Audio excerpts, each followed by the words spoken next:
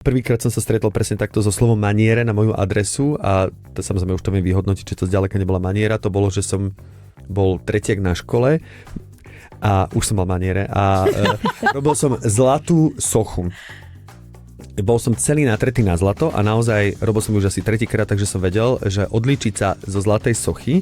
Samozrejme nemal som úplne všetko, ale mal som nohy natreté, ruky natreté, tvár natretú, krk natretý a tak ďalej. A zvyšok som mal nejak akože v takej zlatej nejakej proste nejakých šatách a zlaté topánky.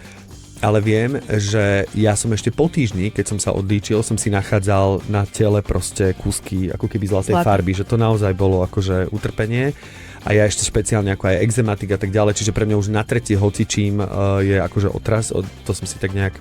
Ale si pamätám, že sme skončili jednu akciu a ja som si to dopredu vtedy ešte neošetril, lebo to nedomyslíš. A hovorím, že a prosím vás, že kde sa tu môžem osprchovať? A oni, že tu nemáme sprchu, že tam máš na vecku nejaké umývadlo a tam bolo takéto najmenšie veckové umývadlo s cicerkom studenej vody. Tak som vtedy povedal, že ale to nemyslíte vážne, že ako sa mám? Oni, že Ježiši Kriste, no tak pozri sa, si tretiak na škole, už máš maniere.